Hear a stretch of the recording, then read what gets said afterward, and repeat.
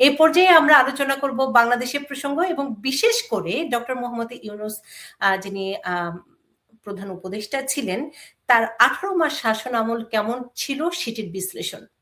এবং আমার সৌভাগ্য হয়েছে বাংলাদেশ থেকে আমরা দুজন অতিথি পেয়েছি। আমরা পেয়েছি AKM শাহনেওয়াজ, তিনি অধ্যাপক জাহাঙ্গীরনগর বিশ্ববিদ্যালয়, এবং আমরা পেয়েছি ডক্টর নাসিরউদ্দিন আহমেদ, তিনি মেজর রিটায়ারমেন্ট। দুজনকে স্বাগত জানাচ্ছি এবং একটু জেনে নিই কেমন আছেন, তারপরে রাজনৈতিক তত্ত্ব আলোচনা করব, কারণ রাজনীতির কঠিন আলোচনা করার আগে একটু হালকা আলোচনা করে নেওয়াটা ভালো, তাহলে জমবে। আমি শুরুতে একটু শাহনেওয়াজ স্যার আপনার কাছে জানতে চাই কেমন আছেন বর্তমান সময়ে নতুন প্রধানমন্ত্রী?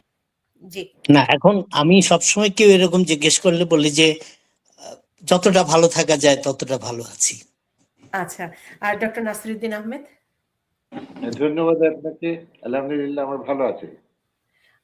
আমরা আজকে আলোচনা করব নতুন বাংলাদেশ, সে বিষয়টি আলোচনা করার আগে আমি একটু আজকে মূলত বিশেষ যে টপিকটি সেটি হচ্ছে ডক্টর মোহাম্মদ ইউনূসের 18 মাস শাসনামল কেমন ছিল, যে সংস্কার, যে স্বপ্ন, যে পরিবর্তন কিংবা নাগরিক অধিকার, স্বজনপ্রীতি হবে না, দুর্নীতি হবে না, সেই জায়গাটিতে আসলে কতটুকু তিনি অঙ্গীকারবদ্ধ ছিলেন কিংবা করেছেন, ব্যক্তিগত স্বার্থ নেননি এরকম। কারণ আমরা এই উদাহরণগুলোর জন্যই জুলাই গণ অভ্যুত্থান কিংবা সেটির যে মূল থিম সেটি আমরা ভেবে থাকি। তো আমি একটু শুরুতে একটু জানতে চাই AKM শাহনেওয়াজ আপনার কাছে, কারণ আমরা জানি একদম নির্বাচনের দুদিন আগে 10ই ফেব্রুয়ারি গোপনে একটি গেজেট করে তার 1 বছরের একটি নিরাপত্তা বলয় তিনি নিশ্চিত করেছেন। এরকম অনেক কাহিনী আছে, সেই কাহিনী যাওয়ার আগে আমি একটু ইন্ট্রোতে, সূচনাতে যদি একটু জানতে চাই আপনি কিভাবে মূল্যায়ন করেন 18 মাস?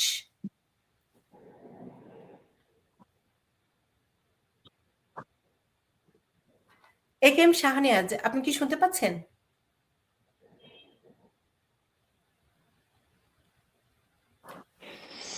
দেখুন, খুব জটিল একটা বিষয়। মনে হয় প্রশ্নটা খুব সরল, কিন্তু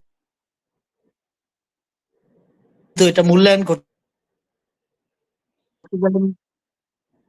যে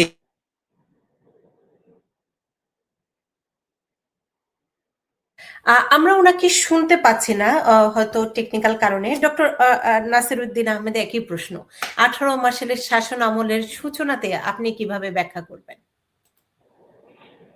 আমার দৃষ্টিতে বিষয়টা গ্লাসে অর্ধেক পানি থাকার মতো। যারা দেখতে চান যে পানি আছে তারা বলবেন যে অর্ধেক পানি আছে, যারা হতাশাবাদী তারা খালি অংশ দেখে বলবেন যে গ্লাসে পানি নেই, গ্লাসটি পরিপূর্ণ নয়।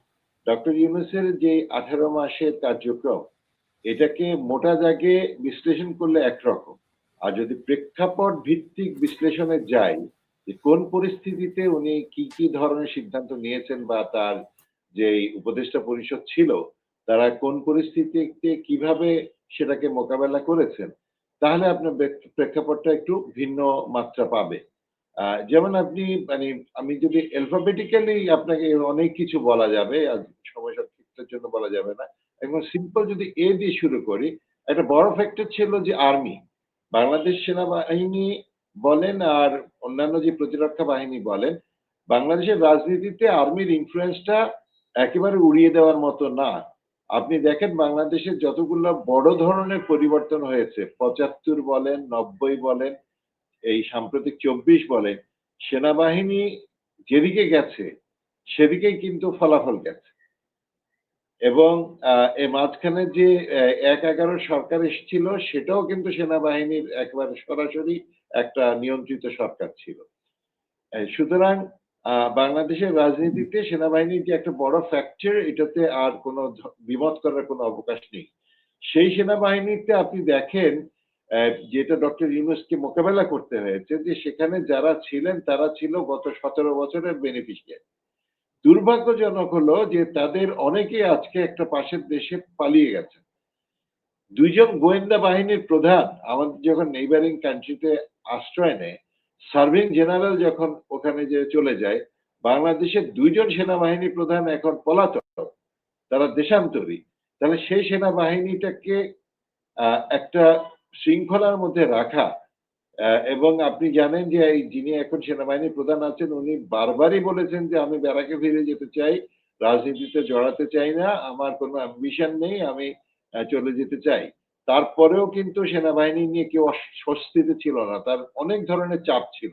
মূল কারণ ছিল সেনাবাহিনী, যেটা বলেছি, বিগত 17 বছরে এমন ভাবেই একটা স্ট্রাকচার তৈরি করা হয়েছে। অনেকটা আমি ওই ইরানের গল্পগুলো শুনছিলাম, ইরানের যেই আপনার আলোচনা পূর্ববর্তী হচ্ছিল, একটা স্ট্রাকচার থাকে যে উনি চলে গেলে উনি থাকবেন, তৃতীয় সারির এরা, চতুর্থ সারির এরা, এই পুরো সারিগুলো কিন্তু খুব একেবারে ছেকে ছেকে তৈরি করা হয়েছে, যার মধ্যে ন্যূনতম জামাত বা বিরোধী ধরনের কোন রকমের ফ্লেভার ছিল তাদেরকে কিন্তু উপরের স্তরে রাখা হয়নি। সুতরাং সেই সেনাবাহিনীর স্ট্রাকচারটাকে নিয়ে 18 মাস পাড়ি দেওয়া, কোনো ধরনের ক্ষমতার প্রতি লোভ না করে, এটা ডক্টর ইউনূসের বলেন আর সেনাবাহিনীর ধৈর্যের বলেন একটা, বা যৌথ প্রচেষ্টা বলেন, বড় একটা সাফল্য। তারপরে আপনি যদি বিতে আসেন, বাংলাদেশের ব্যাংকিং ব্যবস্থা, বাংলাদেশের ব্যুরোক্রেসি, এই দুটোকে যদি আমি বি দিয়ে ধরি, তাহলে দুটোর মধ্যে আপনি দেখবেন একটা বড় ধরনের একটা পরিবর্তন হয়েছে। পরিবর্তনটা বিশেষ করে ব্যাংকিং সেক্টরে। আজকে আমাদের যিনি গভর্নর ছিলেন উনি যতই সমালোচিত হন না কেন, 18 মাসে ব্যাংকিং সেক্টরে যে রিফর্ম গুলো হয়েছে সেগুলো কল্পনাতীত। এই যে পারিবারিক বলয় থেকে ব্যাংকগুলোকে বের করে আনা, ব্যাংকের বোর্ড গুলোকে রিশাফল করা, সবচেয়ে বড় সাফল্য আমি মনে করি যে এটা 18 মাসে দেশের টাকা বিদেশে পাচার হওয়ার যে একটা জোয়ার শুরু হয়েছিল সেটা উনি থামাতে পেরেছেন। আর ব্যুরোক্রেসিতে মিক্সড, কিছুটা পরিবর্তন হয়েছে, অনেক ব্যুরোক্রেট পালিয়ে গেছেন, অনেককে চুক্তিভিত্তিক নিয়োগ দিয়ে চালানোর চেষ্টা হয়েছিল, কিন্তু এর মধ্যে সাফল্য ব্যর্থতা দুটোরই চিত্র পাওয়া যায়। এইভাবে আমি বলতে গেলে অনেকগুলো আসবে। আমার মনে হয় স্যার এসছেন, আমরা আবারও আপনার কাছে আসবো। এ কে এম শাহনেওয়াজ, একদম সূচনা পর্বে আপনি যদি বলেন যে কেমন ছিল 18 মাস। আপনি কি আমার কথা শুনতে পাচ্ছেন? এখন শুনতে পাচ্ছি, জি। ঠিক আছে। হ্যাঁ, কেমন ছিল কথাটা এক কথায় বলা যায়, আবার জটিল মনেও করতে পারি। কেন এটা বললাম? বিকজ আমাদের কিন্তু একটা খুব প্রত্যাশিত পরিবর্তন ছিল, আমার কাছে অন্তত, যে একটা সময় গেল যে সময়টায় খুব যে স্বস্তিতে আমরা বিভিন্ন দিক থেকে ছিলাম তা না। ফলে মনে হয়েছিল যে কে পরিবর্তন করবে, আমাদের কাছে এটা স্পষ্ট ছিল না। কারণ এত বিশাল শক্তি নিয়ে বিগত সরকার বসা ছিল যে তাকে সরিয়ে পরিবর্তনটা আনবে কে। যা ঘটনার চক্রে ঘটলো, এবং একটা বিপ্লব হলো, যেখানে বিপ্লব হোক বা অভ্যুত্থান হোক, সেখানে ছাত্রদের একটা বড় অংশগ্রহণ ছিল, সাধারণ মানুষের কিছু অংশগ্রহণ ছিল। এ পর্যন্ত ঠিক আছে। এবং তারপরে যখন দেখা গেল পরিবর্তন হলো এবং ডক্টর মোহাম্মদ ইউনূসকে আনা হলো, তার সম্পর্কে আমাদের সাধারণ ধারণা তো পজিটিভ থাকবেই। তিনি নোবেল বিজয়ী মানুষ এবং কখনো রাজনীতিতে তেমন ভাবে তাকে আমরা দেখিনি। ফলে একটা বন্ধাত্ব থেকে বের করে তিনি একটা সুন্দর স্বপ্ন দেখাবেন, সুন্দর দিকে নিয়ে যাবেন। কিন্তু খুব দ্রুতই দেখলাম আমরা সেই আশাবাদ থেকে আমরা ছিটকে গেলাম। অর্থাৎ যা ঘটতে থাকলো তা সূচনাই এটার মধ্যে একটা হোঁচট খাওয়ার মতো ব্যাপার ছিল। যেমন যে সরকার এসে দ্রুত একটা নির্বাচন দিয়ে চলে যাওয়া, 3 মাসের মধ্যে সাধারণত দেয়া হয়, 3 না হোক 6 মাস, কিন্তু 18 মাস পর্যন্ত থাকা, এবং সেই থাকাটা যদি নানা রকম চাপ বলয় তৈরি না হতো সেটা হয়তো আরো প্রলম্বিত হতো। অন্তত ওইদিকে ইচ্ছেটা তেমনই দেখেছি আমরা। ফলে এটা তখন আর মনে হয়নি যে খুব সুস্থ ধারায় হচ্ছে। এবং আমি আমার সম্মানিত আলোচক আগে কিছু কিছু ক্ষেত্রে ছিলেন, পজিটিভ ধারণা নিয়েছেন, পজিটিভ ধারণা নেওয়ার কারণও আছে, কিন্তু আমি অতটা পজিটিভ হতে পারছি না স্ট্যাটিস্টিক্যাল পয়েন্ট অফ ভিউতে। তো যাই হোক, এখন যেটা সমস্যা, যেহেতু আমরা ছাত্রছাত্রী নিয়ে চলি, প্রাইভেট বিশ্ববিদ্যালয় এবং আমাদের পাবলিক বিশ্ববিদ্যালয়, সবাই ইনভলভ ছিল স্টুডেন্টরা। কিন্তু খুব দ্রুত সময়ে কিছু যারা নেতৃত্বে ছিল, কিছু মানুষ ছাড়া, কিছু ছাত্র ছাড়া, একটা বড় অংশই হতাশায় নিপতিত হয়ে গেল। এবং যারা আমাদের সাথে সেটা শেয়ারও করতো শিক্ষক হিসেবে, হতাশায় নেমে যাওয়া, তারা যে স্বপ্ন নিয়ে এসেছিল হঠাৎ দেখা গেল সেটা যেন অন্য একটা পরিকল্পনার ভিতরে ঢুকে গেল এবং তাদের আর কেউ খোঁজ খবর নিল না। এবং যে ছাত্ররা নেতৃত্বে ছিলেন, যারা খুব সামনের সারিতে যে এর আগে ছাত্র রাজনীতি ছিলেন তেমনও নয়, সেটা আরো ভালো জিনিস আমার কাছে মনে হয়েছে। কিন্তু অচিরেই যখন দেখা গেল যে তারা সবাই সরকারের অংশ হচ্ছেন এবং তারা নিজেরাও সক্রিয় হয়ে যাচ্ছেন নিজেদের অর্থনৈতিক এবং সামাজিক অবস্থা বাড়াতে, তো সেই জায়গাগুলোতে মনে হচ্ছিল যে চেতনাটা যেটা ছিল আন্দোলনের, সেই চেতনা যেন ছিটকে পড়ছে এবং যারা এখন ধারণ করছেন তারা যেন সেই চেতনাকে ধরে রাখতে চাচ্ছেন না। তারা তাদের মতো করে, তাদের একটা সাফল্য হয়েছে, এই সাফল্যটা সামনে রেখে পরবর্তীতে তারা যা করবেন, এগিয়ে যাবেন, সেই সব পরিকল্পনাগুলো যেন বাস্তবায়ন করছেন। সবচেয়ে যেটা আমাদের হোঁচট খেতে হয়েছে যে যিনি নেতৃত্ব দিচ্ছেন ডক্টর মোহাম্মদ ইউনূস, তিনি ছাত্ররা তাকে এনেছে, তিনি এই কথাটা বারবার স্বীকার করেছেন, সেটা ঠিক আছে। কিন্তু একবারও দেখলাম না বিপ্লবোত্তর টাইমে গণঅভ্যুত্থানের পর একবারও ছাত্রদের বললেন যে অনেক হয়েছে, তোমরা অনেক সফল হয়েছ, এবার তোমরা ক্লাসে ফিরে যাও, আমাদের জন্য এটা খুব কষ্টের ব্যাপার। তার বদলে তিনি বলেছেন তোমরা বিজনেস করো, তোমরা ক্ষমতায় আসো, তোমরা সেক্রেটারিয়েটে বসে পাহারা দাও, যেটা মোটেও তাদের করার কথা ছিল না। এবং যারা কোনোদিন তেমন রাজনীতি বা প্রশাসনে যুক্ত ছিল না এবং বয়সও হয়নি, পাঠও শেষ হয়নি বিশ্ববিদ্যালয়ের, তাদের একেবারে মন্ত্রী পর্যায়ে নিয়ে গেলেন উপদেষ্টা করে। এগুলো সাংঘাতিকভাবে একটা রিপারকেশন হয়েছে যে মানুষগুলো জীবন দিয়ে, জীবন সামনে রেখে, হাতের কাছে রেখে, রক্ত দিয়ে যারা এই পরিবর্তন সরল বিশ্বাসে করতে চেয়েছিল, তারা যেন বিশ্বাস হারালো এবং সাংঘাতিক রকম একটা সংকটের মধ্যে পড়ে গেল। তারপরে ধরুন যদি আমি নেগেটিভ দিকগুলোই বলি, একটা তারুণ্য তৈরি হয়ে গেল। আমরা খুব হতাশ, শিক্ষক হিসেবে তো আরো বেশি হতাশ, আমাদেরই ব্যর্থতা মনে হচ্ছে, আমরা কেন পারিনি যে এই তরুণ তাদের আচার ব্যবহার কথায়, যারা সরকারের সাথে সংশ্লিষ্ট বা দলীয় সংশ্লিষ্ট, তারা একেবারেই এমন পর্যায়ে নিয়ে গেল যে ধরেন আমি আমার মতো মানুষের কথা যদি, আমার মতো বলছি এই অর্থে, আমি আমার বিশ্ববিদ্যালয় জীবন শেষ হয়ে গেছে, এই মাত্র অবসরে গেলাম, কিন্তু এই দীর্ঘদিনে আমি দেখিনি যে ছাত্ররা আনন্দ পাচ্ছে। মানে ছাত্ররা বললে ঠিক হবে না, কিছু সংখ্যক যারা এখন নেতৃত্বে, তারা শিক্ষকদের অপদস্থ করতে পারলে খুশি হয়।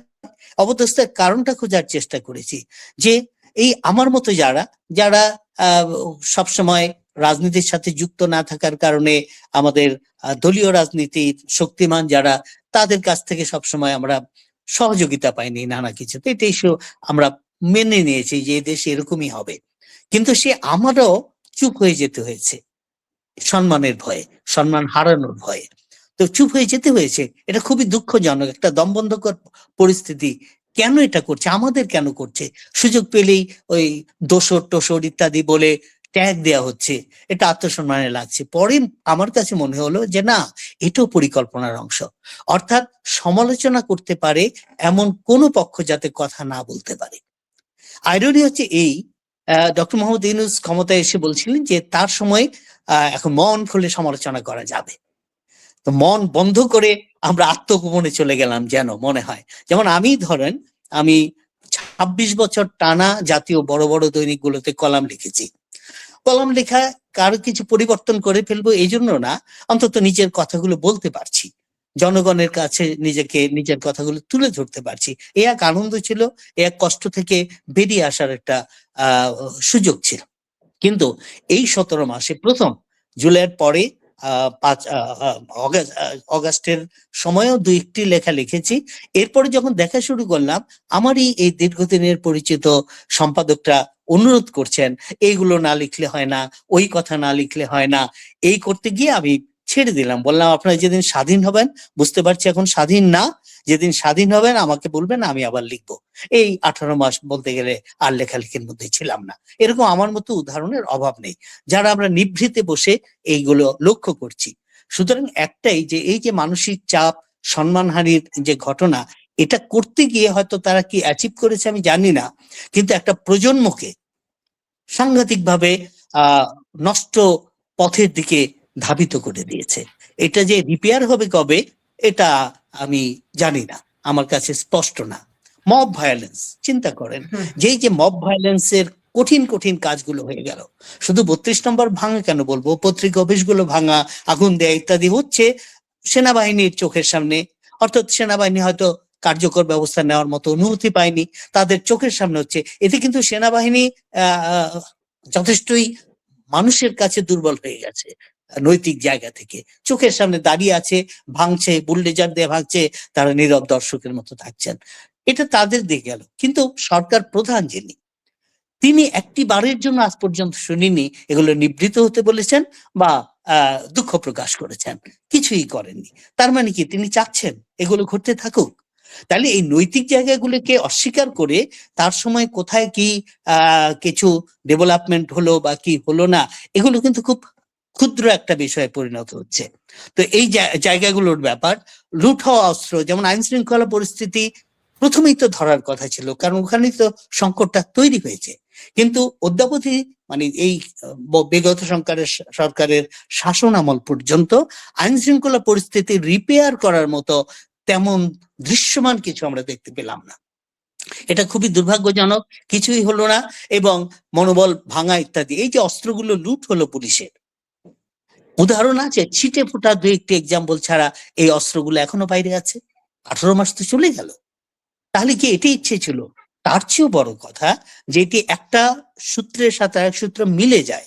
কারণ দেখবেন যে প্রথম এসে যে দাগি সন্ত্রাসী যারা ছিল বিভিন্ন জেলে আটক, হুড়মুড় করে তাদের ছেড়ে দেয়া হলো। এটা তো এর চেয়ে দুর্ভাগ্যজনক আর কি হতে পারে? তারা সন্ত্রাস করে বেড়াচ্ছে। তাহলে কি এটি সব পরিকল্পনার সাথে এগুলি যুক্ত আছে? তো এই একটা ব্যাপার ঘটে গেল।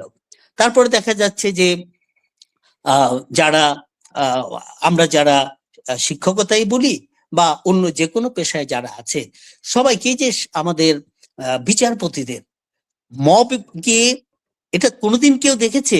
মব গিয়ে ছেলেপুলেরা গিয়ে কোর্ট থেকে বের করে নিয়ে আসছে, তাড়িয়ে দিচ্ছে, বের করে দিয়ে যাচ্ছে। সরকার তো এক্সিস্ট করছে তখন, তখন তো বিপ্লব চলছে না।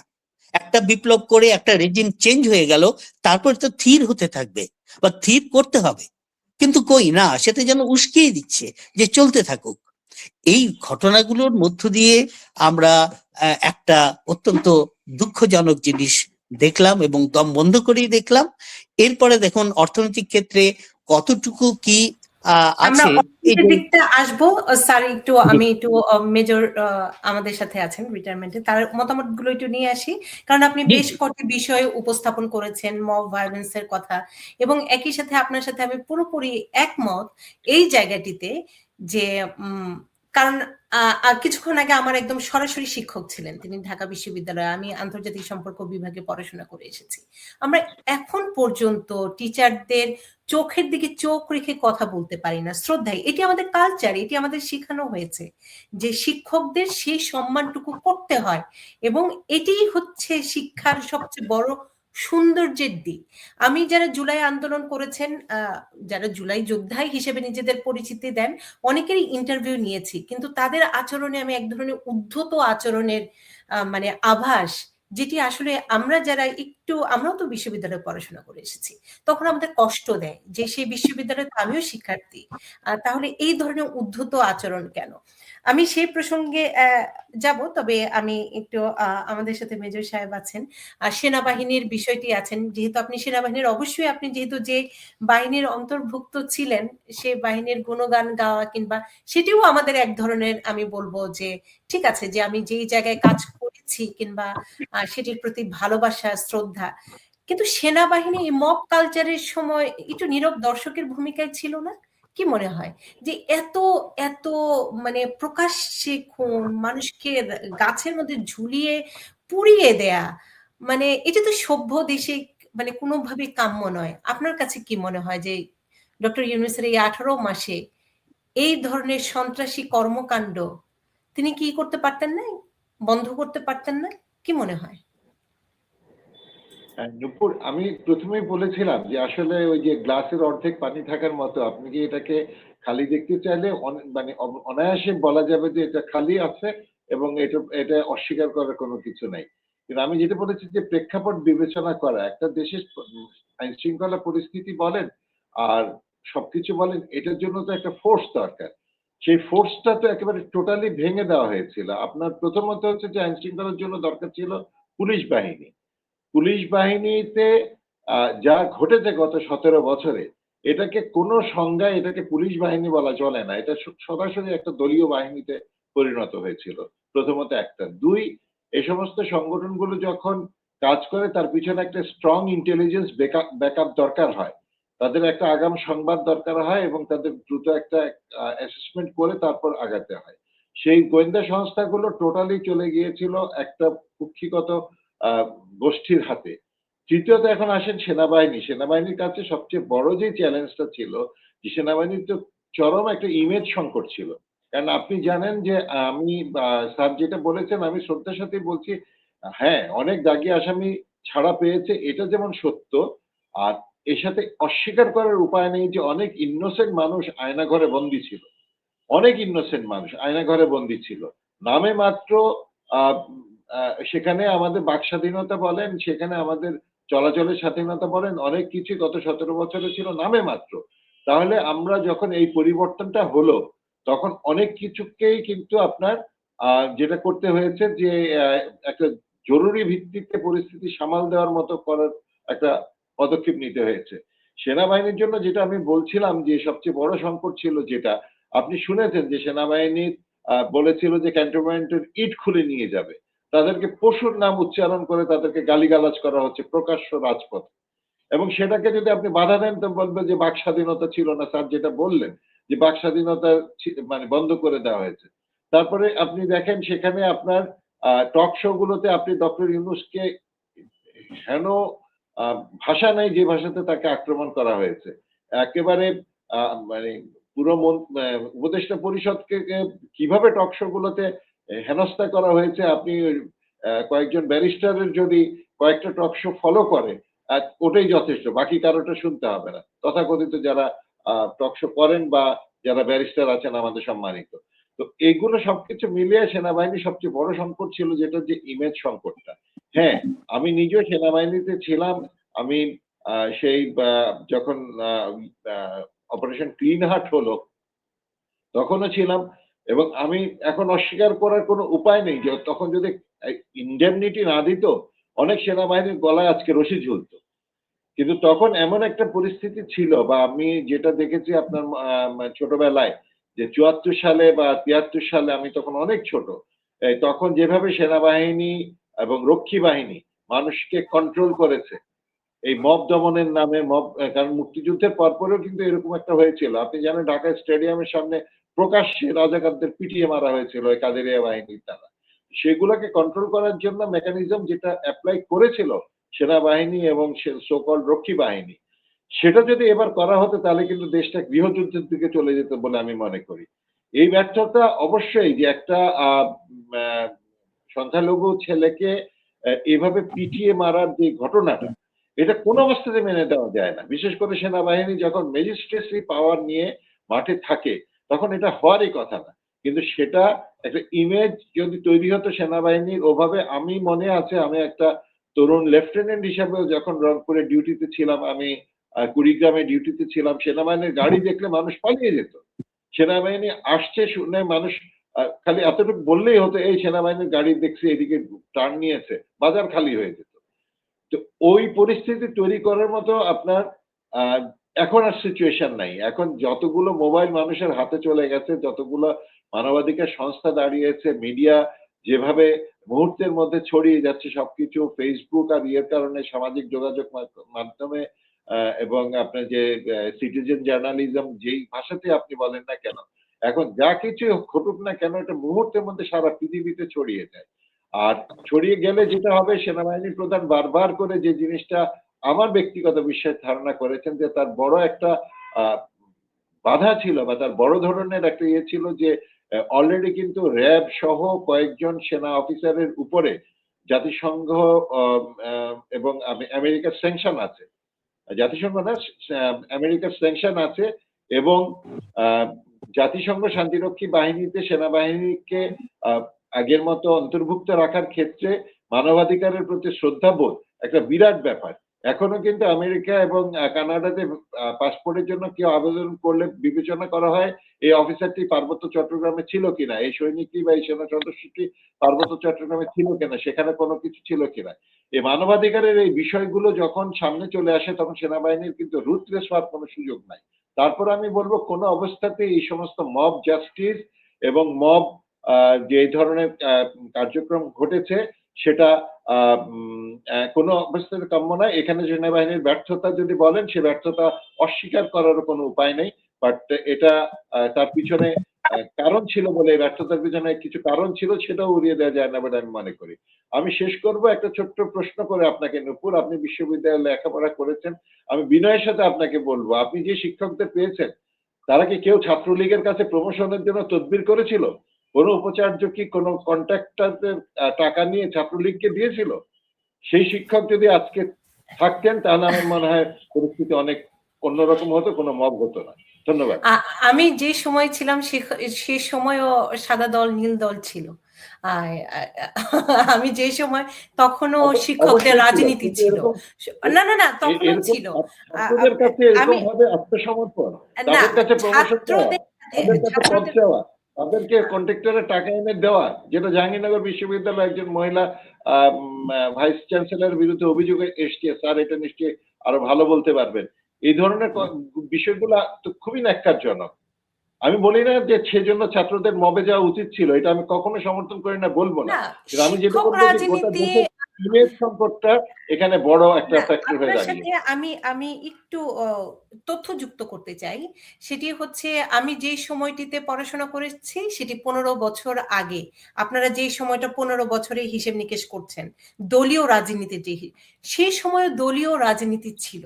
সেই সময়ও আমরা বিতর্ক করতাম যে শিক্ষকরা কেন একটি রাজনৈতিক বলয়ে তারা শিক্ষকতা করবেন, এবং তখনও দেখেছি যে প্রমোশনগুলো কিংবা একটি হলের প্রভোস্ট কিভাবে দলীয় ভাবে জুনিয়র একজন হয়, সেগুলো কিন্তু সেই সময়ও ছিল।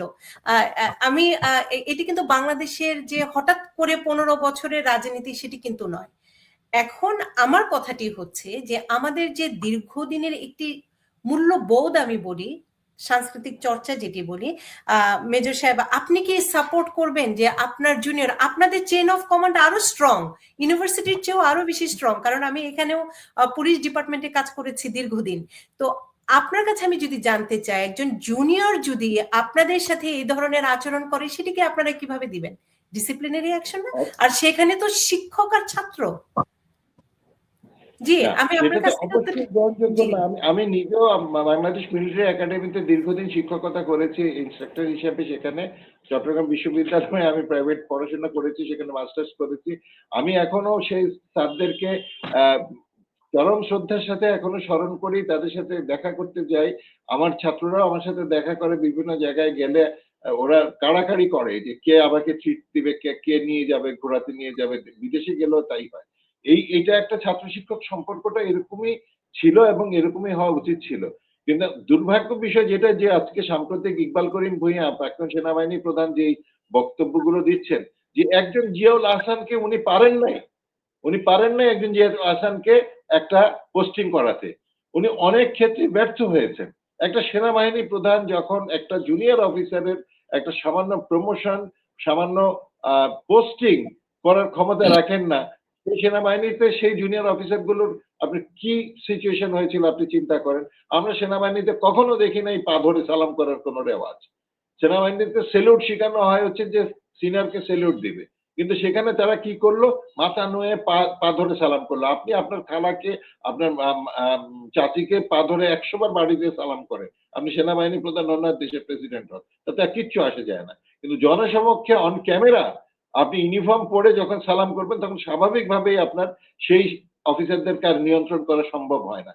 এই যে ইমেজ সংকটগুলো হয়েছে, স্যারের সাথে আমি বিনয়ের সাথে বলবো যে স্যার, আমাদের এই সমাজটাকে কলুষিত করে একদিনে হয়নি। নূপুর যেটা বলেছেন অবশ্যই তখনও এটা ছিল, কিন্তু এইভাবে ছাত্রলীগের, আমি বিশ্বাস করবেন ঢাকা বিশ্ববিদ্যালয়ে গিয়েছিলাম, আমি একটা আমন্ত্রণে গিয়েছিলাম একটা অনুষ্ঠানে যোগ দেওয়ার জন্য।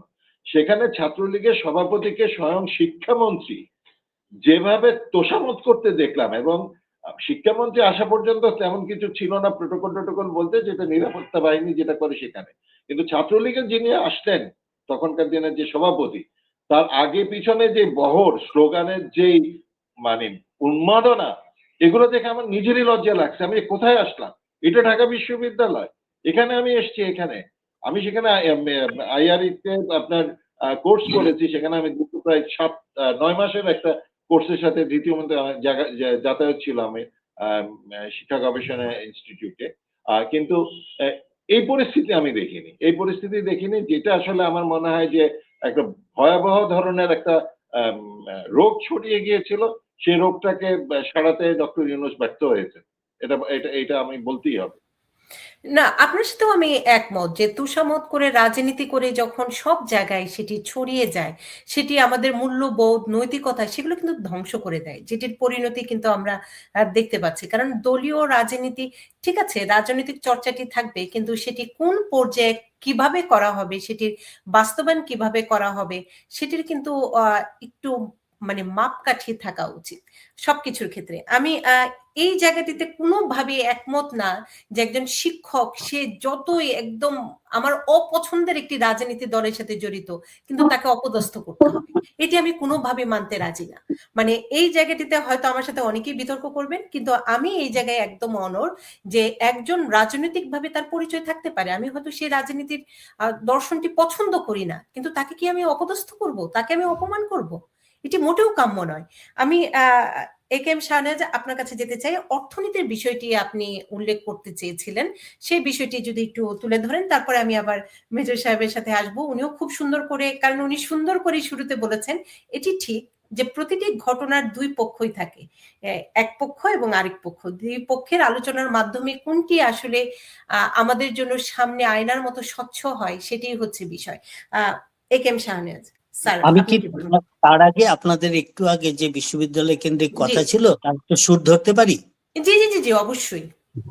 কারণ আমি তো বিশ্ববিদ্যালয়ের ছাত্র এবং শিক্ষক হিসেবে 45 বছর কাটালাম, তো ফলে কিছু অভিজ্ঞতার সঞ্চয় তো স্বাভাবিকভাবেই থাকবে। এবং এই সময়গুলোর মধ্যে কখনোই আমি কোনো দলীয় রাজনীতির সাথে নিজেকে যুক্ত করতে পারিনি। যেমন ধরেন একটা বাংলাদেশের একটা চ্যানেল একবার আমার ইন্টারভিউ নিতে গিয়ে বললো যে স্যার আপনি তো শিক্ষক জীবন শেষ করলেন, সবাই তো কোনো না কোনো রঙের মধ্যে থাকে, আপনি থাকলেন না কেন? আমি বললাম যে দেখেন, একটা ছোট্ট উত্তর এভাবেই দেই, আমি কেন যেন আমার অভিজ্ঞতায় দেখলাম দলের সাথে যুক্ত হয়ে গেলেই বিবেকটা আর কাজ করে না। অর্থাৎ সে দলের হয়ে কথা বলি আমরা, বলে নিজে ভালো মন্দ যাই হোক না কেন ওটা প্রকাশ করতে পারি না। তো ওই রকম দাসত্ব আমি করতে পারবো না বলেই হয়তো যুক্ত হইনি। তো আমি যেটা বলতে চাচ্ছিলাম আপনাদের কথা শুনে, যে আমি কখনোই মনে করি না যে আমার দলের লোক যখন ক্ষমতায় ছিল 5 জনকে খুন করেছে, তোমার দলের লোক 5 জনকে খুন করেছে, আমি না হয় 3 জনকে খুন করেছি, তাতে কি? হ্যাঁ, সুতরাং এটা এই যে ওই সময় এটা করেছে, এই সময় সেটা করছে, অসুবিধা কি? আর এই যে রাজনীতির যে পরিবর্তনগুলো আমরা দেখেছি, ছাত্রলীগ তো শেষ ঘটনা, এর আগে আমরা দেখিনি। আমরা ক্ষমতায় ছিল না যখন শিবির, বিশেষ করে চট্টগ্রাম এবং রাজশাহীতে, তখন তার আতঙ্কে মানুষ ছুটছে না, রক কাটার একটা ভয়ঙ্কর সময় গিয়েছে। আচ্ছা, তারপরে যখন বিএনপি যেই কবার ক্ষমতায় এসেছে, এদেশের রাজনৈতিক সংস্কৃতির মতোই বিশ্ববিদ্যালয়গুলো তাদের দাপট চলতে থাকে। এবং তাদের কাছে আবার ওই যে শিক্ষকরা বলছি রায়ের মধ্যে আমি নেই, কারণ এটা গুটি কয়েক। জাহাঙ্গীরনগরে মনে করেন 600 শিক্ষক আছেন, তার মধ্যে 100-150 জন হয়তো সরাসরি রাজনীতির সাথে যুক্ত আছেন, কিন্তু বিবেক হারা হয়েছেন হয়তো 10-15-20 জন। তাই বলে সব শিক্ষক অচ্যুত হয়ে যাবেন বা অপমানের শিকার হবেন, এটা তো কোনো মানে হয় না। কিন্তু আমরা সেইভাবে করে ফেলি, এটা একটা ব্যাপার। আমরা ছাত্রলীগকে যে বাজে একটা অবস্থায় লাস্ট দেখেছি, ঠিক একই চেহারা তো দেখেছি ছাত্র দলেরও, একই চেহারা দেখেছি এরশাদের সময় যে তার ছাত্র সংগঠন ছিল তাদেরও। ফলে এটা কিন্তু আমরা এক ধরনের হবি ধরে নিয়েছি আর কি, না হলে তো খুবই ভালো হতো, কিন্তু এটা হচ্ছে। কিন্তু এটা হওয়ার পাশে রেখেও কিন্তু একটা সুস্থতার মধ্য দিয়ে আমরা যাচ্ছিলাম, ছাত্র শিক্ষকের সম্পর্কটা ভালো ছিল। কিন্তু এখন যেটা হলো, এই ঘটনা কিন্তু কখনোই আমরা দেখিনি। জুতের মালা দিচ্ছে শিক্ষককে, শুধু বিশ্ববিদ্যালয়ের শিক্ষক কেন, দেখেন না প্রথম দিকে সেই স্কুলের শিক্ষক, প্রধান শিক্ষক কাউকে আত্মহত্যা করতে হলো, এই ঘটনাগুলো ঘটছিল। হ্যাঁ, ধরলাম যে বিপ্লব ধরনের যে ঘটনা ঘটেছে তারপর হয়তো সেই রকম, কিন্তু তাকে থামাতে হবে।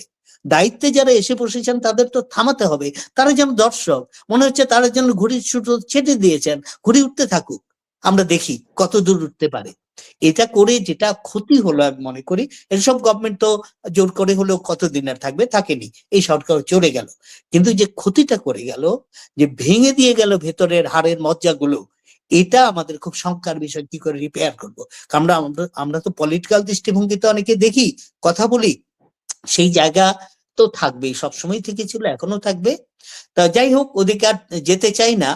আমি ওই অর্থনীতির ব্যাপারে খুব বেশি কথা বলতে চাই। যেমন আজকে সকালবেলায় আমি পত্রিকা খুলে দেখলাম, গতকাল সেন্টার ফর পলিসি ডায়ালগের একটা বড় মিটিং হয়েছে, সেটা রিপোর্ট বেরিয়েছে। সেখানে দেখেছে যে এখন মানে নতুন গভর্নমেন্ট চলে এলো, তার সামনে জনগণ এবং বিনিয়োগকারীদের আস্থা ফিরিয়ে আনার একটা বড় চ্যালেঞ্জ। তার মানে কি, আস্থাটা ধ্বংস হয়ে গিয়েছিল বিগত এই সময়টায়, এই আস্থা ফিরিয়ে। কারণ দেখুন, ডক্টর মোহাম্মদ ইউনূস যখন ক্ষমতায় আসলেন অনেক কথাই বলেছেন, এবং ওই যে আপনি শুরুতে যেভাবে বললেন, কিন্তু কোথায়, তিনি তো প্রথমে এসে তার একটা বিশাল অঙ্কের টাকা মাফ করালেন নিজের হাতেই। মাফ আর কে করবে, তিনিই করছেন, সেটা তিনি করে ফেললেন। তিনি সেই তার গ্রামীণের নামে বিশ্ববিদ্যালয়ে স্যাংশন করে নিলেন। ইভেন খুবই আমার কাছে লজ্জার মনে হয়েছে যে রিক্রুটিং এজেন্ট হয়ে গেলেন, সেটা পাশ করিলেন, যা যা পেরেছেন, অর্থাৎ নিজের ব্যক্তিগত এবং তার ছোট্ট গোষ্ঠীগত জায়গা লাভালাভের এটা যে করতে পারেন, তার কাছ থেকে সেদিন থেকে আমার অন্তত কোনো আস্থা ছিল না। যে তাহলে তিনি কি করবেন, তিনি তো নিজের জন্য। রোহিঙ্গাদের নিয়ে তিনি প্রথমে এসে বললেন ঈদ করবেন গিয়ে, রোহিঙ্গাদের এবার ঈদে পাঠিয়ে দেবেন, জাতিসংঘের মহাসচিবকে এনেও তা বললেন। কিন্তু তা নিয়ে তো একটা মানে সামান্য বাতাসে যেটুকু পাতা নড়ে, সেই নড়াটাও নড়লো না। অর্থাৎ কোন জায়গায়, এই যে আজকে দেখেন যে 2024 সালে জিপিডি 4.2% ছিল, এটা এখন নেমে 3.49%। আজকের পত্রিকার হিসেবেই, এই অনুষ্ঠানগুলোর হিসেবেই আসছে, নেমে যাচ্ছে। কি বিনিয়োগ এলো বলুন তো? এই যে তিনি একটা বিশ্বব্যাপী তার একটা পরিচিতি, আমরা খুব আশাবাদী ছিলাম যে বিনিয়োগে ভরে যাবে, জিরো। এইগুলো জিরো। আবার এখন পত্রিকাগুলো খুললে আমরা স্ট্যাটিস্টিক দেখবো যে এইটুকু সময় আগে তো পাচার করেছে, চুরি করেছে, এটা তো সর্বজন বিদিত এই বিগত সরকারের সময়। কিন্তু এখন যে পরিমাণ চলে গেছে বলে হিসাবগুলো বেরোচ্ছে, আমি জানি না সেগুলো কতটা ঠিক ঠিক, তা তো কম কিছু না। কিন্তু এইটুকু চোখে দেখি যে যাদের বানালো, যত যাই বলুক, ইউনূস সাহেবই তো এনসিপি বানালেন, এবং সেই দলটা বড় দাঁড়াতে পারলো না ঠিক মতো, এটা তার দুর্ভাগ্য। তা তো সেই দল একটা অত্যন্ত লুক্রেটিভ জায়গায়, বিশাল দামি জায়গায় একটা বিশাল ফ্লোর নিয়ে তারা জন্ম নিয়েই একটা অফিস বানিয়ে ফেলতে পারলো। আমি তো যেহেতু লেখালেখি করি, পত্রিকার সাথে যোগাযোগ আছে, যাই যখন ওদের সাথে গপ্প করতে, আমি যখন বলি কেন আপনাদের অসুবিধা তো লিখতে বলেছেন, ইতিমধ্যেই এই পরিমাণ চাঁদা দিয়ে ফেলেছি, আর কিছু লিখতে বলেন আবার অত পরিমাণ চাঁদা দিতে হবে। কই, লক্ষণ তো কিছু ভালো না। কই কোনো পরিবর্তন হলো? সেগুলো তো অহরহ হচ্ছে। এই যে গাড়ির বহর নিয়ে যাচ্ছে, যার দুদিন কোনো খাওয়ার পয়সা ছিল না, সব বড় হয়ে গেছে, কয়েকজন, সবাই না। তো এইগুলোকে রাস্তার তো কোনো চেষ্টা হয়নি। কেমন করে জানবেন যেখানে ডক্টর মোহাম্মদ ইউনূস নিজের জন্য সমস্ত কিছু মাফ করাচ্ছেন, নিজের আর্থিক সুবিধাগুলো সব নিয়ে নিলেন, এবং এই যে শেষে এসে দেখলেন যে তিনি চলে যাবেন, তার আগ মুহূর্তে নিজেই নিজেরটা পাশ করালেন, তার সিকিউরিটির ব্যবস্থা 1 বছর পর্যন্ত করতে হবে।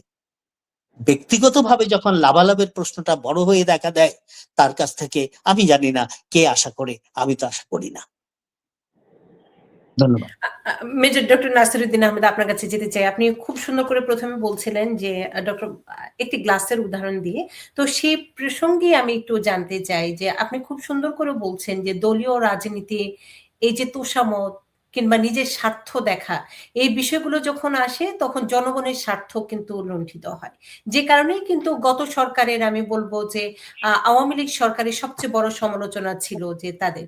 তো সেক্ষেত্রে এই উপদেষ্টাদের বিষয় কিংবা প্রধান উপদেষ্টা, যেহেতু আজকে ডক্টর মোহাম্মদ ইউনূসের কথা বলছি, স্যার যে প্রসঙ্গটি নিয়ে আসলেন সে প্রসঙ্গের জের ধরেই আমি যদি জানতে চাই, গ্রামীণ ব্যাংকের শেয়ার কমিয়ে আনা হয়েছে 25 থেকে 10, সরকারের শেয়ার কমিয়ে আনা হয়েছে, কর মওকুফ করা হয়েছে এবং পরবর্তীতে কর মানে যেটি মামলা চলছিল সেটি বাতিল করা হয়েছে। তো এগুলো কি ব্যক্তিগত সিদ্ধান্ত না, ব্যক্তিগত স্বার্থ না? আপনার কাছে কি মনে হয়? এটা মানে নিঃসন্দেহে ক্ষমতার ব্যবহার করে নিজের স্বার্থ উদ্ধার করার বিষয়টা এরকম হয়ে গেল না? হ্যাঁ, এটাকে অস্বীকার করার কোনো উপায় নেই যে এই সমস্ত ক্ষেত্রে ডক্টর ইউনূস অবশ্যই তার ব্যক্তি স্বার্থকে প্রাধান্য দিয়েছেন। এটা যদিও উনি অনেক ধরনের যুক্তি দেবেন এবং উনি বলবেন যে বা গ্রামীণ ব্যাংক কর্তৃপক্ষ বা গ্রামীণ যেই স্ট্রাকচারটা আছে, গ্রামীণ টেলিকম বলেন, গ্রামীণ আরো যে সমস্ত প্রোডাক্ট গুলো আছে, গ্রামীণ তো শুধু ব্যাংক না, পুরো একটা গ্রামীণ একটা এখন বড় ধরনের একটা ব্যবসায়িক বা একটা তারা যদিও বলে যে তারা নন প্রফিট অর্গানাইজেশন বা ওই ধরনের কোনো কিছু, বাট পুরোপুরি ভাবে এখন ব্যবসায়িক বিষয়গুলোই তারা দেখছেন, এটা বলাই যায়। এবং উচ্চ মূল্যে সুদের বিনিময়ে তারা যেই ধরনের লোন কালচারটা করেন সেখানে, তো এইটা প্রলেপ যাই দেখ না কেন, এটা অস্বীকার করার কোনো উপায় নেই। ডক্টর ইউনূস যদি ব্যক্তিগতভাবে এই বিষয়গুলোকে না জড়াতেন এবং এই জিনিসগুলো যদি আইনের নিজস্ব গতিতে ছেড়ে দিতেন, আমার মনে হয় কিছু কিছু জিনিস উনি এমনিতেই পেতেন। আপনি দেখেন খালেদা জিয়ার মতো একজন রাজনৈতিক ব্যক্তিত্ব, উনি একটা জেলখানায় ছিলেন দণ্ডপ্রাপ্ত আসামি। তারপরে আপনার এই যে লুৎফুজ্জামান বাবর, একজন ফাঁসির দণ্ডপ্রাপ্ত আসামি। তারপরে আপনার এখন যিনি ধর্মমন্ত্রী হলেন, দণ্ডপ্রাপ্ত আসামি, তারাও তো খালাস পেয়েছেন। তারাও খালাস পেয়েছেন কেন? তাদের রাজনৈতিক একটা পরিচয়, যে সেটাই বড় কথা না। বড় কথা হলো যে প্রক্রিয়ায় এটাকে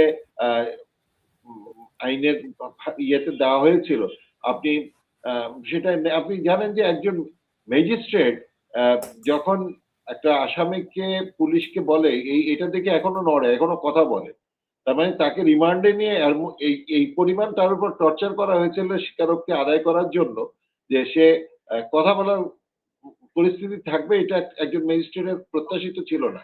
উনি বিচারকের চেয়ারে বসে এই ধরনের কথা বলেছেন। এই পরিস্থিতিটা তো আসলে ওই দিকে গড়িয়ে গিয়েছিল। ডক্টর ইউনূস যদি অপেক্ষা করতেন এবং আইনকে তার নিজস্ব গতিতে যেতে দিতেন, তাহলে আমার মনে হয় উনি সুবিচারই পেতেন। এটা কোনো ওনার কোনো ধরনের খুব বেশি বেগ পেতে হতো বলে আমি মনে করি না। আর এই বিষয়গুলো যেটা ধরনের গ্রামীণের শেয়ার কমানো, সেটা এখনো তো করা যেত। শেয়ার ট্রান্সফার করাটা, এটার জন্য তো ক্ষমতায় বসে করতে হবে এমন কোনো কথা নেই।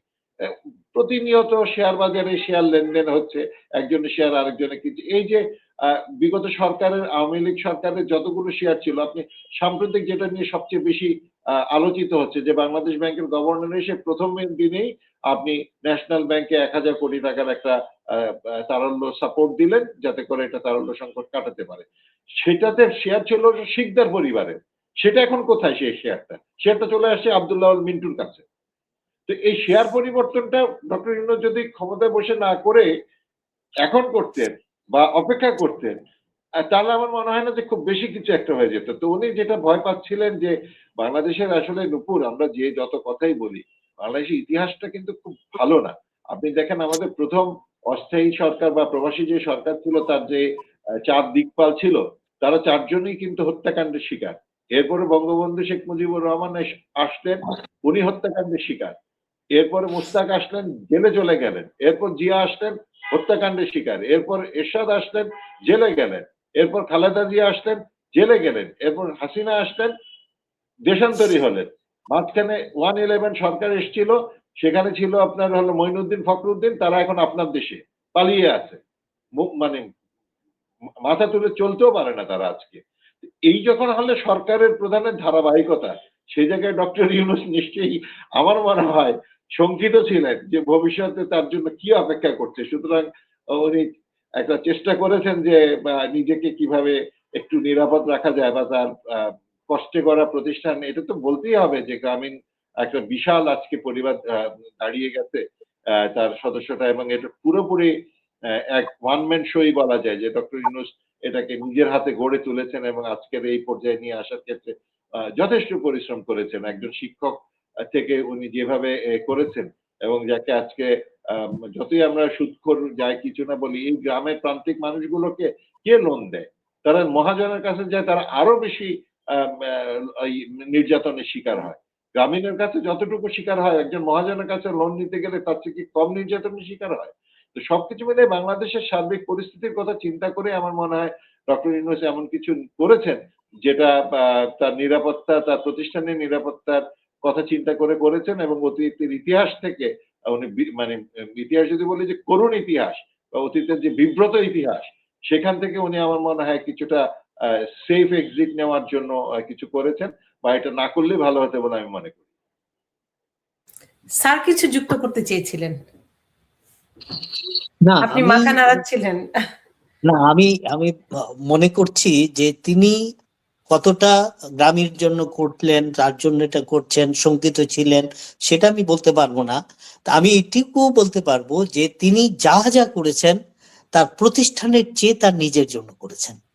কারণ এই যে শেয়ার কমিয়ে সরকারের যে অংশ বা গ্রামীণ অংশ কমিয়ে ছোট করে ফেলা, এটা তো আগে বড় ছিল এর আগে, তো সেটাকে তিনি কমিয়ে ফেললেন। তার মানে কি, সুবিধাটা তার হাতের মুঠোয় নিলেন, যেখানে যেখানে সুবিধা নেওয়ার দরকার আছে নিলেন। সাধারণত একটা বড় পদে, একেবারে সুপ্রিম পদে থাকার পরে নিজেকে অ্যালুফ রাখা হচ্ছে সভ্যতা, কিন্তু সেটা উল্টো হয়ে গেল এখানে।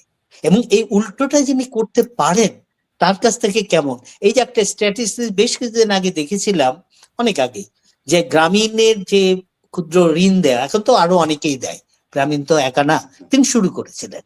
কিন্তু আজ পর্যন্ত চ্যালেঞ্জ দিয়ে একটা লেখা দেখেছিলাম, এই লোন নিয়ে ভাগ্যের পরিবর্তন করেছে এমন 10 জন পরিবারকে কেউ দেখাতে পারবে কিনা। ভাগ্যের পরিবর্তন, হয়তো লোন নিলেন, তার আপাতত চললো বা ইত্যাদি, কিন্তু যেরকম প্রত্যাশা ছিল সেগুলো, কারণ এটার পুরো হিসেবটা যদি দেখা যায় সেই হিসাবে একবার রেডিক্যাল চেঞ্জ হওয়ার মতো কোনো প্রোগ্রাম তার মধ্যে ছিল না। এটা অন্য সব ক্ষুদ্র ঋণের ব্যবসায়ীদের মতোই এক ধরনের ব্যবসা চলেছে। যাই হোক, সেটা তারা মূল্যায়ন ভবিষ্যতে যারা করবেন তারা সেটা করবেন। কিন্তু আমরা মনে করি আমাদের দেশটা, আমি যদি শেষ দিকের কথাই বলি, যে এই যে 18 মাস নিয়ে আপনি আজকের প্রোগ্রামটার নামকরণ করেছেন, এই 18 মাসে আমাদের অনেক স্বপ্ন ছিল এগিয়ে যাওয়ার। মানে শুরু থেকে স্বপ্ন ছিল, মাস যে 18 গড়াবে এটা তো আর জানতাম না, কিন্তু 18 মাসে আমরা যে ক্ষতির মুখোমুখি হয়েছি, এটা রিপেয়ার করা অন্তত আমার ক্ষুদ্র জ্ঞানে খুবই কঠিন হবে বলে আমি মনে করি। যে সরকারি আসুক না কেন, অনেকটাই পিছিয়ে দেওয়া হয়েছে তাহলে আমার মূল্যায়ন। মেজর ডক্টর নাসিরউদ্দিন আহমেদ, আপনি এই ক্ষেত্রে কি যুক্ত করবেন? আমরা আস্তে আস্তে উপসংহারের দিকেও যাব। আপনি 18 মাস, সেই সাথে নতুন সরকার, সেটি কম্বিনেশন করেও বলতে পারেন চ্যালেঞ্জের জায়গাগুলো। আসলে বাংলাদেশে ক্ষতি করেননি এমন একটা সরকারের নাম বলতে পারবেন? আপনি যদি শুরুর কথা বলেন, যেটা শেখ মুজিবুর রহমান সাহেবের যে সরকার ছিল 1 থেকে 75 পর্যন্ত, তারা দেশের ক্ষতি করেননি। তারপর যিনি আসলেন মুস্তাক, উনি ক্ষতি করেননি। এরপর জিয়াউর রহমানের বিরুদ্ধে কি অভিযোগ নেই? তারপরে আপনি এরশাদ বলেন, তারপরে আপনি খালেদা জিয়া, শেখ হাসিনা, দেশের ক্ষতিটা কে করে নাই? আমার এইখান থেকে পরিত্রাণ পাওয়ার জন্যই কিন্তু আমার মনে হয় 24-এর গণ আন্দোলনটা হয়েছিল, led by the young generation, ছাত্ররা একটা ইয়ে করেছিল। এবং ডক্টর ইউনূস, আমার মনে হয় যে ব্যক্তিগতভাবে উনি চেয়েছিলেন যে উনি ভাষাতে উনি বলেছিলেন, আমরা ব্যাকডেটেড হয়ে গেছে, আমাদের এখন আর কিছু দেওয়ার মতো নেই, তোমরা আসো, তোমরা নাও, তোমরা দাও। এই জিনিসটা বলা খুব সোজা, কিন্তু বাস্তবে করা কঠিন। তারা এটা প্রমাণ করে দিয়েছে, কারণ এই ছাত্ররা যেভাবে আবার নিজেদের স্বার্থ, যেই একদিকে 1400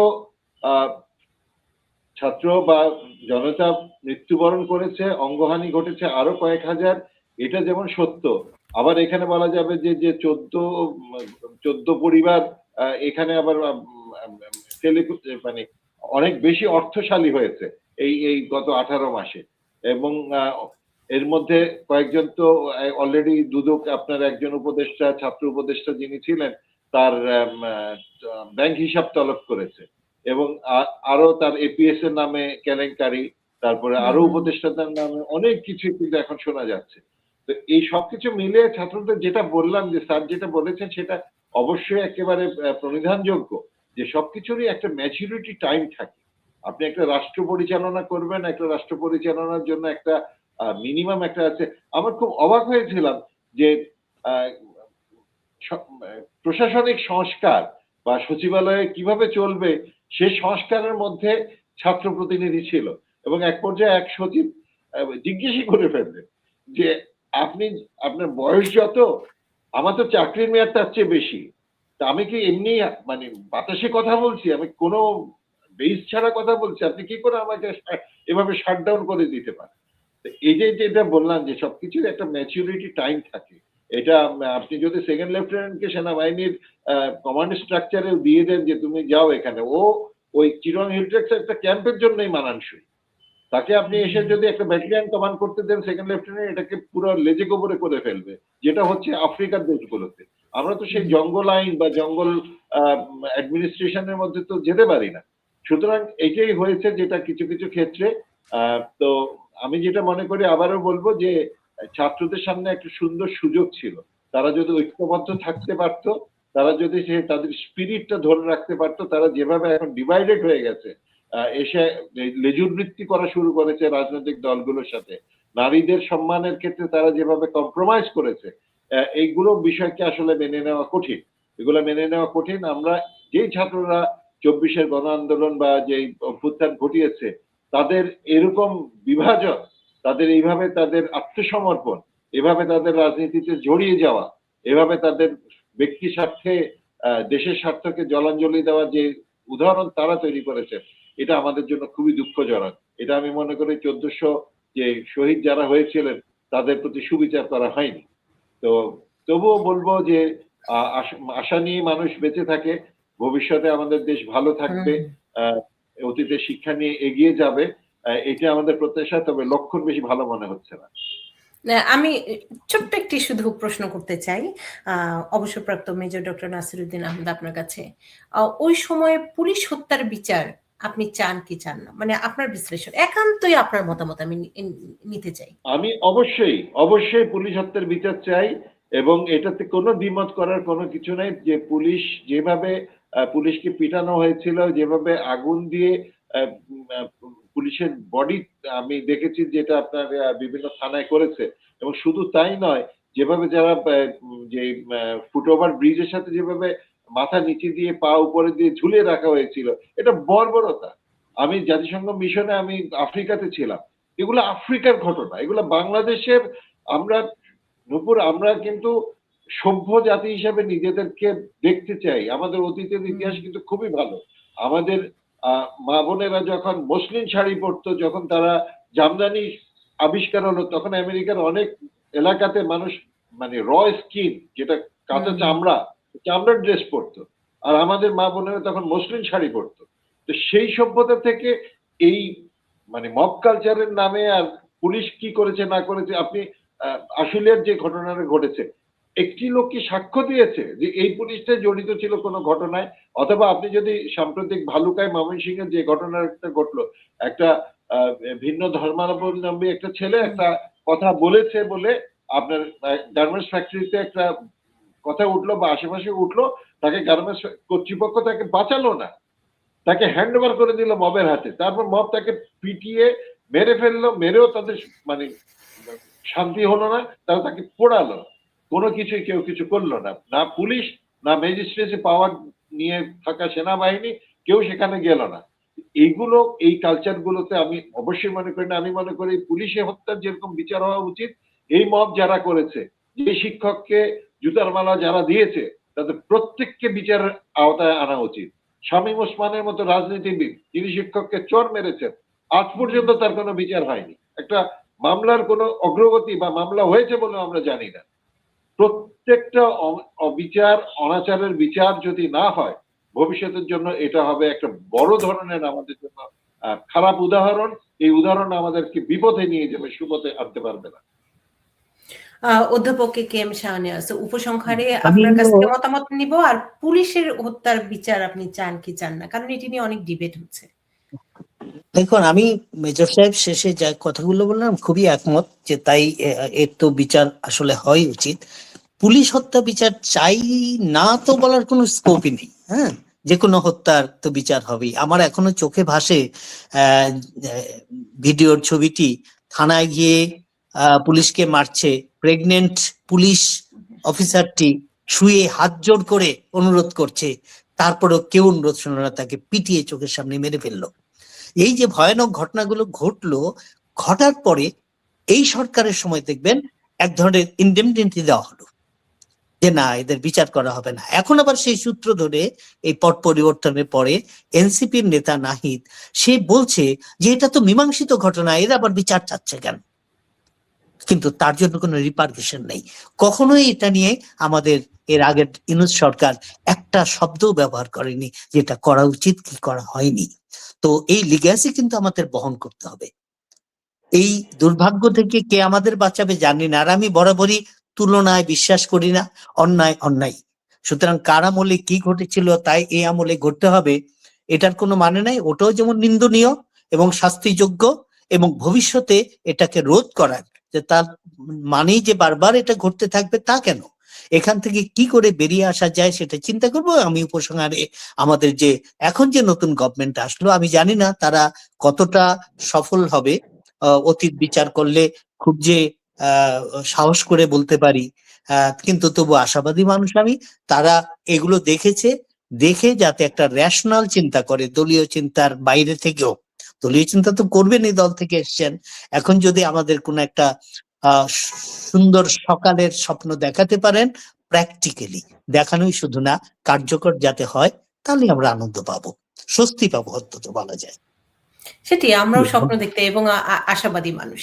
কারণ আমরা একদম, আমি বলবো যে রুখে দাঁড়াতে জানি, যেমন মাথা উঁচু করে দাঁড়ানোর জন্য সবকিছুই আমরা করতে জানি।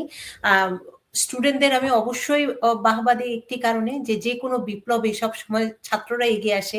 আমরাও বিশ্ববিদ্যালয়ে আন্দোলন করেছি, কারণ শিক্ষকরাই ছাত্ররাই সবসময় এগিয়ে থাকে। কিন্তু সেটিরও কোন জায়গায় কিভাবে সেটির বাস্তবায়ন কিংবা মূল্যায়ন কিংবা সেটির কিভাবে বিশ্লেষণ করা হবে, সেই জায়গাটিও আমাদের শিখতে হবে। মেজর সাহেব যেমন খুব মজা করে বলছিলেন যে সচিব যখন বলছিলেন স্টুডেন্টকে যে তোমার বয়স যত আমার এক্সপিরিয়েন্স তার চেয়ে বেশি, এটি কিন্তু সত্য। যে যে জায়গায় যার যতটুকু সম্মান প্রাপ্য তাকে সেটুকু করতেই হবে, সেটি দিতেই হবে। এটি আমাদের শিষ্টাচার, এটি আমাদের মূল্যবোধ। আপনাদের আমি আবারও অনুরোধ করে রাখছি, আপনাদের নিয়ে হয়তো নতুন সরকার কেমন সুন্দর, আমি বলবো যে আমরা যেরকম আশা করছি, কারণ বর্তমান যিনি প্রধানমন্ত্রী তারেক রহমান, তার আমরা যারা প্রবাসী থাকি আমরা অনেক সময় বডি ল্যাঙ্গুয়েজ থেকে অনেক কিছুই পছন্দ করি। যেমন তিনি বিদেশের অনেক স্টাইলই ফলো করছেন, পরিবারকে সামনে আনা অনেক কিছু, সেটিকে আমরা ইতিবাচক ভাবে দেখছি এবং আমরাও চাই বাংলাদেশ এগিয়ে যাক এবং গণতন্ত্রের মাধ্যমে জনগণের রায়ে যিনি আসবেন তিনি যেন ক্ষমতা, এবং সুষ্ঠু আরেকটি নির্বাচনের মাধ্যমে যেন ক্ষমতা হস্তান্তর হয়, সে প্রত্যাশাগুলো করতে পারি। এবং আপনাদের আমি অনুরোধ করে রাখি, আমরা হয়তো আরেকটি অনুষ্ঠান করব আপনাদের দুজনকে নিয়ে, সেটি হচ্ছে নতুন সরকারের কাছে প্রত্যাশার জায়গাটি, আমরা কি প্রত্যাশা করতে, আমরা কি স্বপ্ন দেখি, আমরা আশাবাদী মানুষ। দুজনের প্রতি অনেক অনেক কৃতজ্ঞতা। ভালো থাকবেন, সুস্থ থাকবেন, এবং আপনাদের মতো আমিও আশাবাদী যে আমরা যারা প্রবাসী আছি বাংলাদেশকে নিয়ে, অন্তত পক্ষে বাংলাদেশের মানুষ কিংবা আমার যারা মা কিংবা ভাই আছে তারা যেন নিরাপদে থাকুক, সেই আশাটি কিন্তু করতেই পারি। আপনাদের দুজনের প্রতি অনেক অনেক কৃতজ্ঞতা। ভালো থাকবেন। ধন্যবাদ আপনাকেও এবং দর্শকদের। এবং